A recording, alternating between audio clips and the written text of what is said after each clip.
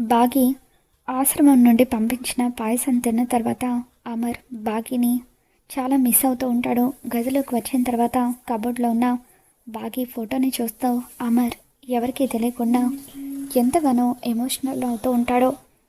బాగి, ఎందుకు నన్ను వదిలి దూరంగా వెళ్ళిపోయావు బాగి? ఎప్పుడైతే నువ్వు నన్ను వదిలేసి వెళ్ళిపోయావో అప్పటి నుండి ప్రతి క్షణం కూడా నేను నరకం అనుభవిస్తున్నాను అని చెప్పి అమర్ చాలా బాధపడిపోతూ ఉంటాడు. అప్పుడే రాథోడ్ అక్కడికి వస్తాడు. ఏంటి సార్, పాయసం తినగానే మీరు ఒకలాంటి ఎమోషన్కి గురయ్యారు, మిస్ అమ్మ మీకు గుర్తొచ్చింది కదా అని చెప్పి రాథోడ్ అంటూ ఉంటాడు. ఇక దాంతో అమర్, లేదు రాథోడ్, నన్ను వదిలేసి వెళ్ళిపోయిన వాళ్ళ గురించి నేను మాత్రం ఎందుకు ఆలోచించాలి అని అంటూ ఉంటే, లేదు సార్, మీరు అబద్ధం చెప్తున్నారు. అక్కడ బెడ్ మీద మిస్ అమ్మ ఫోటో కనిపిస్తుంటేనే అర్థమవుతుంది మీరు మిస్ అమ్మని ఎంతలా మిస్ అవుతున్నారోనని అని చెప్పి రాథోడ్ అంటూ ఉంటాడు. సార్, ఇంత ప్రేమను పెట్టుకొని మరి ఎందుకు సార్ మిస్ అమ్మని వెతికే ప్రయత్నం చేయలేదు? ఒక్కసారి ఆశ్రమానికి వెళ్ళి బుజ్జమ్మ వల్ల మదర్ ఎవరో చూసి వద్దాం సార్. నాకెందుకో ఆ వంటలు తిన్న తర్వాత బుజ్జమ్మ వాళ్ళ అమ్మ, మన మిస్ అమ్మ ఇద్దరు ఒక్కరేనేమోనని అనిపిస్తుంది. ఆ బుజ్జమ్మ మన బుజ్జమ్మేనేమోనని నాకు అనుమానంగా ఉంది అని చెప్పి అంటూ ఉంటాడు. ఇక దాంతో అమర్, లేదు రాథోడ్, ఒకవేళ వాళ్ళిద్దరూ ఒకటైనా సరే నేను ఆశ్రమానికి వెళ్ళి తనని తీసుకురాలేను. సిటీకి వచ్చిన తర్వాత కూడా తను నన్ను కలవాలనుకోవడం లేదంటే, తను నన్ను దూరం పెడుతుందంటే తనకి నా మీద ఎంత ద్వేషంగా ఉందో నేను అర్థం చేసుకోగలను అని చెప్పి అమర్ అంటూ ఉంటాడు. లేదు సార్, మిస్ అమ్మకు మీరంటే ప్రాణం సార్. మిస్ అమ్మ మిమ్మల్ని ఎంతగానో ప్రేమించింది. అంతలా ప్రేమించిన మిస్ అమ్మ మిమ్మల్ని ఇలా కలవకుండా దూరం పెడుతుందంటే ఖచ్చితంగా ఏదో బలమైన కారణం ఉండే ఉంటుంది సార్.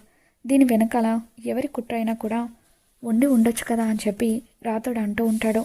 ఇక దాంతో అమర్, ప్లీజ్ రాథోడ్, దయచేసి ఇక ఈ టాపిక్ని ఇంతటితో ఆపేసే. ఒకవేళ పిల్లలు విన్నారంటే మళ్ళీ తన గురించి పాప గురించి ఆలోచిస్తూ స్టడీస్ మీద సరిగ్గా కాన్సన్ట్రేట్ చేయరు అని చెప్పి అమర్ అంటూ ఉంటాడు. నిజంగా భాగీకి నా దగ్గరికి రావాలని ఉంటే తనకు ఎప్పుడు రావాలనిపిస్తే అప్పుడే వస్తుంది. అప్పటి వరకు మనం కూడా ఇక ఈ విషయం గురించి ఆలోచించొద్దు అని చెప్పి అమర్ రాథోడ్తో అంటూ ఉంటాడు. మరోవైపు చెంబ మనోహరి దగ్గరికి వస్తుంది. మనోహరి, నువ్వు గమనించవలేదో, ఆ వంటలు తిన్న దగ్గర నుండి పిల్లలు, అమర్ అంతా కూడా ఎంత హ్యాపీగా ఉన్నారో చూసావా? బాగి ఎంతో ధైర్యంగా ఈ ఇంటికి తన భోజనాన్ని పంపించింది. పిల్లలు, అమర్ తన చేతి వంటను గుర్తుపడతారని తనకు తెలుసు. అయినా కూడా ఇంత ధైర్యంగా భోజనం పంపించిందంటే రేపో మాపో ఆ అరుంధతిని తీసుకొని ఈ ఇంట్లో అడుగు పెడుతుంది. అలా అడుగు పెట్టదని గ్యారంటీ లేదు కదా. ఎప్పుడైతే బాగి ఆ అరుంధతితో ఈ ఇంట్లో అడుగు పెడుతుందో అప్పుడిక నువ్వు ఈ ఇంట్లో నుండి అడుగు బయట పెట్టక తప్పదు మనోహరి అని చెప్పి చెంబ అంటూ ఉంటుంది. లేదు చెంబ, ఎట్టి పరిస్థితులను అలా జరగనివ్వను. ఆ బాగికి ఈ ఇంటికి వంటలు చేసి పంపించేంత ధైర్యం వచ్చిందంటే నిజంగానే నువ్వు అన్నట్టుగా రేపు మాపో అదే డైరెక్ట్గా ఈ ఇంట్లో అడుగు పెడుతుంది. అలా అడుగు పెట్టకుండా ఉండాలంటే దానిలో ఉన్న ధైర్యాన్ని చంపేసి మళ్ళీ దానిలో భయాన్ని పుట్టించాలి. అలా జరగాలంటే అమ్ముకి ఏదో ఒక ప్రమాదాన్ని సృష్టించాలని చెప్పి మనోహరి అంటూ ఉంటుంది. ఇక దాంతో ఏం చేయబోతున్నావు మనోహరి, అమ్ముని చంపేస్తావా అని అంటూ ఉంటే, లేదు చంపను, ఆ అమ్ముకి కాళ్ళు చేతులు విరిగిపోయేలాగా చేస్తాను. ఒకవేళ దానికి నా మీద డౌట్ వస్తే అప్పుడు చంపేస్తాను అని చెప్పి మనోహరి అంటూ ఉంటుంది. ఈ విషయం అంజు ద్వారానో బుజ్జమ్మ ద్వారానో బాగీకి తెలుస్తుంది కదా. అలా తెలిసినప్పుడు బుజ్జమ్మ ఇంట్లో అడుగు పెట్టడం వల్లే ఇటువంటి ప్రమాదం జరిగిందని ఆ బాగి నమ్ముతుంది. పాపను తీసుకొని ఎక్కడికైనా దూరంగా వెళ్ళిపోతుంది అని చెప్పి మనోహరి ప్లాన్ చేస్తుంది. ఇక తర్వాత రోజు ఉదయాన్నే మనోహరి చంబకి ఒక ప్లాన్ చెప్తుంది. ఆ ప్లాన్ ప్రకారం చంబ అమ్ముని పిలుస్తూ, అమ్మో సడన్గా నడుం పట్టేసిందమ్మో, కాస్త ఈ బట్టలు మేడ మీద ఆరేసి వస్తావా అని చెప్పి అంటూ ఉంటే, సరే యాదమ్మ అని చెప్పి అమ్ము బట్టలు తీసుకొని మేడ మీదకి వెళ్తుంది. మరోవైపు ఆశ్రమంలో ఉన్న ఆరు పాప రాజుగారితో, తాతయ్య తాతయ్య ఈరోజు నన్ను అంజు అక్క వాళ్ళ ఇంటికి తీసుకువెళ్ళవా? స్కూల్కి నేను అంజు అక్క ఇద్దరం కూడా కలిసి వెళ్తాము అని చెప్పి అంటూ ఉంటే, సరే అమ్మా అంటూ రాజుగారు బుజ్జమ్మని తీసుకొని అమరింటికి వస్తూ ఉంటారు. మరోవైపు అమ్మ మేడ మీద బట్టలు ఆరేస్తూ ఉంటుంది. ఇక అప్పుడే మనోహరి వెనక నుండి వచ్చి అమ్ముని తోసేయాలని అనుకుంటుంది. కావాలని ఒక డ్రెస్ని కింద పడేసి, అమ్మో ఇక్కడ డ్రెస్ పడిపోయిందమ్మో అని అంటూ ఉంటే, నేను తీస్తాను ఆంటీ అని చెప్పి అమ్ము వంగి తీయబోతూ ఉంటుంది. ఇక ఇంతలో అది ఎంతకి అందకపోవడంతో కర్ర సాయంతో తీద్దామని చెప్పి కర్ర తీసుకుందామని పక్కకు వెళ్ళిపోతుంది.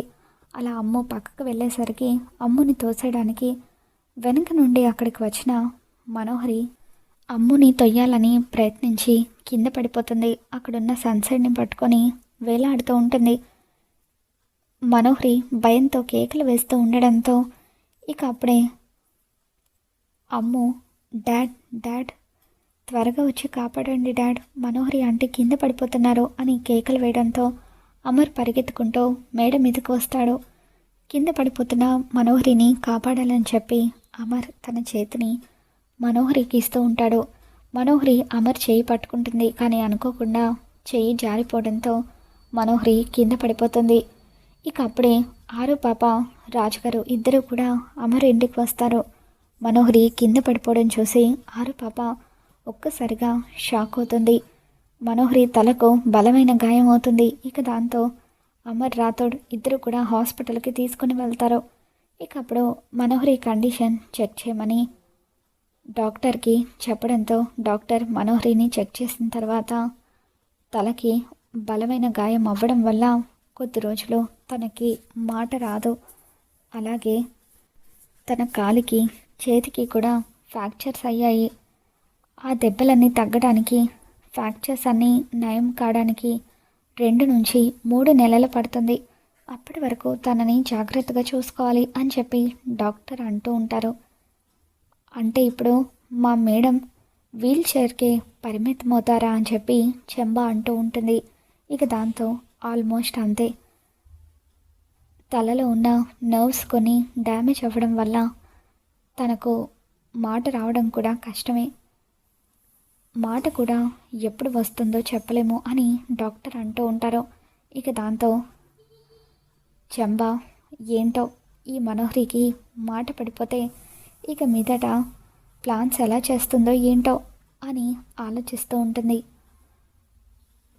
అమర్ చెంపతో, చూడు యాదమ్మ, ఇక మీదట మనోహరిని నువ్వే జాగ్రత్తగా చూసుకోవాలి అని చెప్పి అంటూ ఉంటాడు. ఇక దాంతో అలాగే సార్ అని చెప్పి చెంప అంటూ ఉంటుంది. ఇక అలా వీల్ చైర్లో మనోహరిని కూర్చోబెట్టుకొని చెంప ఆ వీల్ చైర్ని తోస్తూ ఇంటికి తీసుకొని వస్తుంది. ఆనంద్, ఆకాష్ ఇద్దరు కాలేజ్కి వెళ్ళిపోతారు. అమ్ము ఒక్కతే ఇంటి దగ్గర ఉంటుంది. ఇక అప్పుడు అమ్ము, మనోహరి ఆంటీ మీకు ఇలా జరుగుతుందని అస్సలు అనుకోలేదా ఆంటీ అని చెప్పి అంటూ ఉంటే, చేసిన పాపాలన్నీ ఎక్కడికి పోతాయమ్మో, అందుకే ఆ భగవంతుడు ఇటువంటి శిక్ష వేశాడు అని చెప్పి రాథోడ్ అంటూ ఉంటాడు.